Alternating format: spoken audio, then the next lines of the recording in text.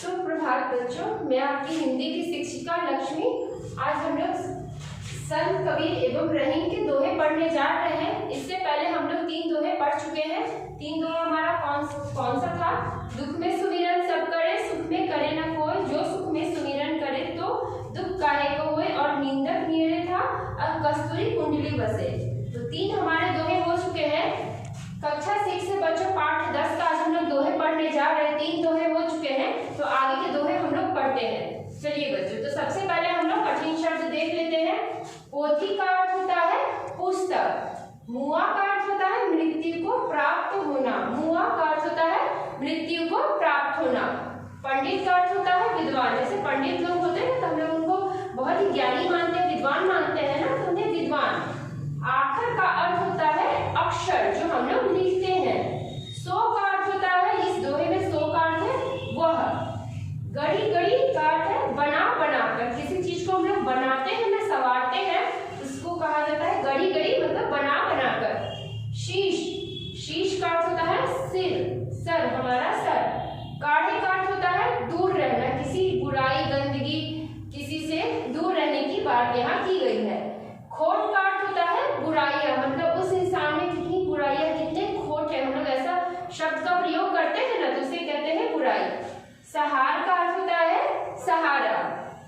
बाहिर चोट, चोट करना, मतलब किसी पे हम लोग जब चोट करते हैं अपने शब्दों के माध्यम से, अपने कार्य के माध्यम से, उसे कहा जाता है चोट। तो चलिए अब इस दोहे को पढ़ते हैं। तो हमारा ये पहला वाला है, पोथी पढ़ी पढ़ी जग मुआ, पंडित भया न कोई, ढाई आखर प्रेम का पढ़े सो पंडित होय।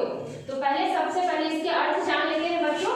पोथी मतलब, पोथी कहने का अर्थ होता है पुस्तक। पढ़ी पढ़ी मतलब पढ़ते पढ़ते, जग मुआ मतलब जग में सब मर गए। ये सब पढ़ते पढ़ते जग में सब कोई मर गए हैं। पंडित भया न कोई, कोई भी इतना विद्वान नहीं बन सका। ढाई आखर प्रेम का कहने का अर्थ है ढाई अक्षर, जो ढाई अक्षर होते हैं ना प्रेम के, ढाई अक्षर प्रेम का, प्यार का, प्रेम का। पढ़े सो पंडित होए, जो पढ़ा मतलब पढ़ा सो वह पंडित होगा, होते हैं। जो ढाई अक्षर प्रेम के पढ़ लेते हैं वही पंडित होते हैं। तो इसके शब्द के अर्थ हम लोग जान लिया और इसका सारांश हम लोग जानेंगे। तो मैं बताती हूँ, यहाँ कबीरदास जी इस दोहे में कहना चाहते हैं कि पोथी पढ़ी पढ़ी जग हुआ। इस संसार में तो बहुत ऐसे ज्ञानी व्यक्ति है जो पुस्तक पढ़ते पढ़ते ज्ञानी अपने आप को समझ रहे हैं और मृत्यु को भी प्राप्त हो गए हैं। लेकिन कबीरदास जी कहते हैं कि इन पुस्तकों को पढ़ के क्या फायदा, जब हम लोग प्रेम का ज्ञान हमें हुआ ही नहीं, प्रेम से हम लोग रूबरू हुए ही नहीं। कहने का अर्थ कि ढाई आखर प्रेम का पढ़े से पंडित हुए। जिनके मन में प्रेम का वास हो गया, उन्हें इतने सारे पुस्तक पढ़ने की आवश्यकता नहीं है।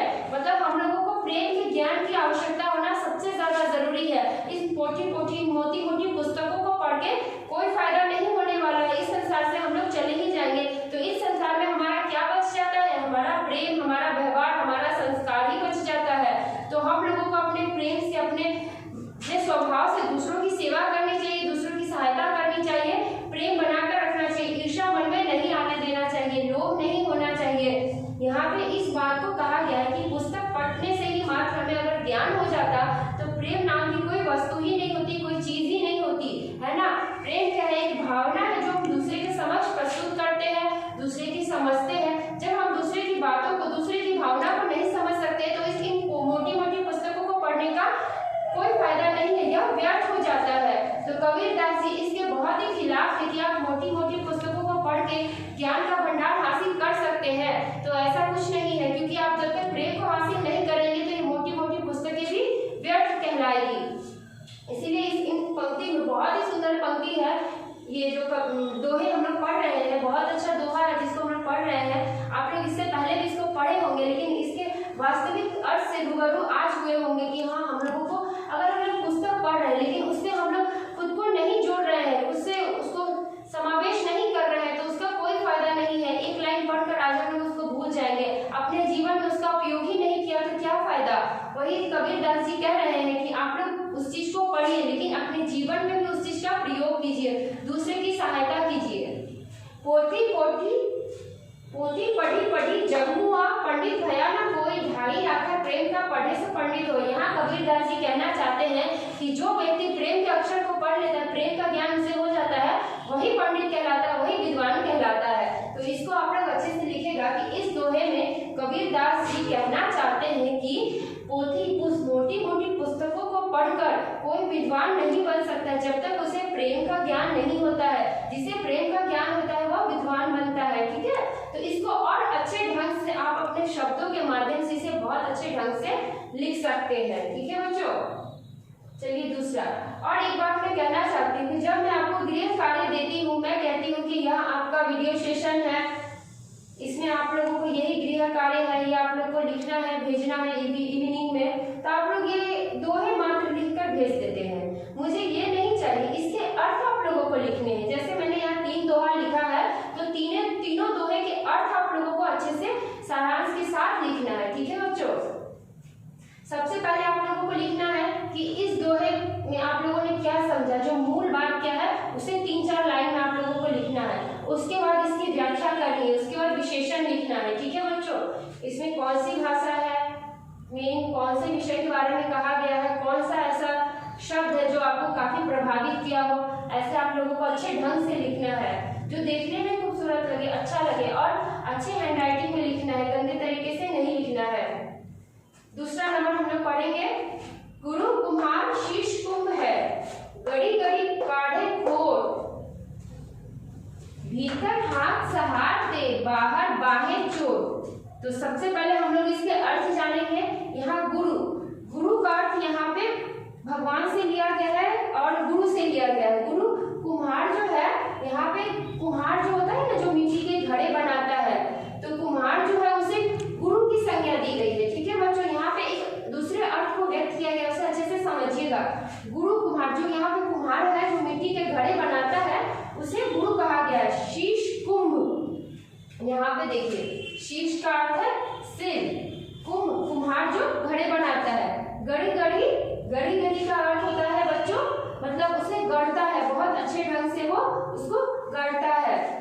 काढ़े खोर, मतलब कि काढ़े खोर मतलब दूर रहना, जो हमारी घड़ी घड़ी बुराई करते हैं, जो हमारे समक्ष प्रस्तुत नहीं करते अपनी बातों को अच्छे ढंग से, उससे हम लोगों को दूर, मतलब खोट का अर्थ होता है बुराई, जो दूर रहना और बुराई होता है। ठीक है, भीतर हाथ सहार दे, मतलब वो जो भीतर की तरफ, अंदर की तरफ हाथ, सहार का अर्थ होता है सहारा देना, और बाहर बाहें चोट, बाहर का मतलब है बाहर किस प्रकार वो चोट करके मिट्टी के घड़े को बनाता है। तो यहाँ पे मैंने थोड़ा अर्थ बताया, मैं अच्छे ढंग से बताती हूँ कि इस दोहे में जो कुम्हार है वो हमारा गुरु है, और ये जो शीश कुंभ है जो घड़ी घड़ी हमें चोट देता है, वो कौन है, ये हम यहाँ शीशे की तुलना की गई है। जैसे कि हम लोग मिट्टी के घड़े बनाते हैं, तो कुम्हार क्या करता है, अंदर से उस चक्के को घुमाता रहता है और अपना हाथ एक अंदर रखता है, बाहर उससे थपकी देते रहता है, अंदर चोट देकर उसको थपकी देकर सहलाता है और मिट्टी के घड़े को एक अच्छे ढंग से प्रस्तुत करता है, कहने का अर्थ वह उपयोगी हो जाए वो घड़ा।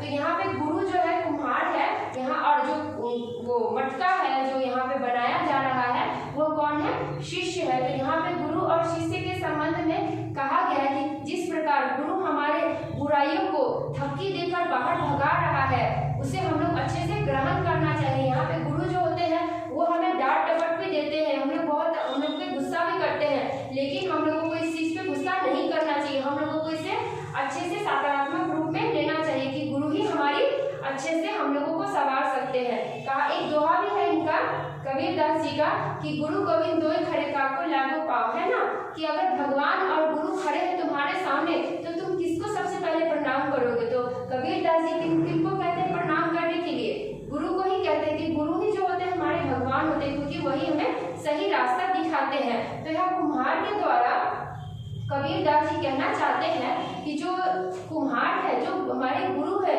वो हमें डांटते हैं, डपाटते हैं, गुस्सा करते हैं, क्योंकि हमारे उज्जवल भविष्य के लिए। आज अगर वो हमें नहीं समझाएंगे, हमारे पे गुस्सा नहीं करेंगे, तो हमारा भविष्य क्या होगा, खतरे में पड़ जाएगा। इसीलिए गुरु की बातों को अच्छे सकारात्मक के रूप में लेना चाहिए, ताकि हमारे भविष्य भी अच्छा हो सके। तो यहाँ पे गुरु को कुम्हार की तुलना की गई है, और जो शिष्य है वो मटके की तरह है कि उसको किस प्रकार थपकी देकर वो सहला रहे हैं और अंदर से चोट भी कर रहे हैं कि तुम मजबूत बनो, तुम्हें अच्छा बनना है, अच्छा दिखना है। तो यहाँ पे गुरु शिष्य के जो जो क्या बोलते हैं, गुरु शिष्य का जो प्रेम होता है, गुरु शिष्य का जो संबंध होता है, उसे मट्टी के माध्यम से, कुम्हार के माध्यम से बहुत अच्छे ढंग से कबीरदास जी समझाने की कोशिश कर रहे हैं। भीतर हाथ सहार दे, वो भीतर से हाथ से सहारा जरूर देते हैं, लेकिन ऊपर से क्या होता है, थपकी भी लगाते हैं, थप थप करके उसको अच्छे से सही आकार में भी ढलते हैं। तो इसीलिए जब गुरु आपको डांटे डपाटे और जब आपको अच्छे तरीके से बात को समझाए, तो उसको आप लोगों को अच्छे ढंग से लेना है, क्योंकि गुरु का शिष्य का जो संबंध होता है बहुत ही पुराना और बहुत ही मजबूत संबंध होता है। अगर जीवन में आपको एक अच्छा दोस्त मिल जाए और एक अच्छा गुरु मिल जाए, तो आपका जीवन ऐसे ही धन्य हो जाएगा, क्योंकि आपको वो कोई गलत कार्य करने ही नहीं देंगे। तो इसको आप लोगों को बहुत अच्छे से लिखना है, क्योंकि बहुत अच्छे अच्छे शब्द को यहाँ पे प्रयोग किया गया है, उसके अर्थ भी बहुत भीतर से अर्थ ग्रहण कर रहे हैं, तो उसको आप लोगों को अच्छे से समझना है। जैसे यहाँ भीतर हाथ सहारा दे, वो भीतर से मन से हम लोगों को मजबूत कर रहे हैं, हम लोग को मन से सहारा दे रहे हैं, मन से मजबूत बना रहे हैं। और बाहर चोट, और बाहर से क्या कर रहे हैं, चोट दे रहे हैं, डांट रहे हैं, डपट रहे हैं। तो इस दोनों का तालमेल कितना खूबसूरत है, उसको आप लोगों को अच्छे से लिखना है। चलिए तीसरा दोहा देखते हैं। साईं इतना दीजिए जामे कुटुंब समान। साईं कहते हैं, यहाँ पे कबीरदास जी भगवान से कह रहे हैं, भगवान यानी साईं से इतना दीजिए, मतलब इतना ही हम लोगों को दीजिए, जामे कुटुंब समान, मतलब कि जितना मैं भी खा सकूं और जो मेरे रिश्तेदार आ रहे हैं घर में वो भी खा सके। मैं भी भूखा ना रहूं, मैं भी मतलब अन्न के बिना ना रहूं, मैं भी भोजन अच्छे रूप से ग्रहण करूं, साधु न भूखा जाए। और मेरे द्वार पे जो भी साधु आ रहे हैं, जो भी साधुगण भिक्षा मांगने आते हैं, जो बहुत ही भूखे रहते हैं, वो बहुत ही इच्छा से आते हैं कि हमें कुछ यहाँ पे खाने को मिलेगा, तो वो भी मेरे आंगन से भूखा ना जाए। वो कबीरदास जी भगवान से इतना ही निवेदन कर रहे हैं कि भगवान मुझे इतना ही देना, मुझे बहुत मत देना, मुझे बहुत की आवश्यकता नहीं है, मुझे इतना ही देना कि जितना मैं भी भूखा ना रहूं और मेरे कुटुंब भी भूखे ना रहे, और जो साधु भी मेरे घर में आते हैं भिक्षा मांगने के लिए, वो भी भूखे ना रहे। वो बस इतना ही कामना कर रहे हैं जितना मेरा संसार और मैं खुश रहूं। और आज के लोग किस प्रकार है, मतलब उनको थोड़ा मिलता है तो उसमें संतुष्टि नहीं रखते और भी कामना करते हैं। तो यहाँ पे एक मन की शांति की भी बात की गई है कि क्या होता है ना कि बहुत बार कि बहुत कुछ मिल जाता है तो हमारा मन अशांत हो जाता है। यहाँ पे किस प्रकार इस दोहे में कबीरदास जी ने मन की शांति की भी बात की गई है कि हम लोगों को उतने में ही मन को शांत रखना चाहिए जितना हमारा अधिकार है, अधिकार से बढ़कर हम लोगों को नहीं रखना चाहिए। और हाँ, जब हमारे द्वार पे कोई भिक्षा मांगने आए तो उन्हें हमें कभी नहीं लौटाना चाहिए। ठीक है बच्चों, तो इससे इस तीनों दोहे को आप लोगों को अच्छे से समझना है और अच्छे से लिखना है। ठीक है बच्चों, धन्यवाद।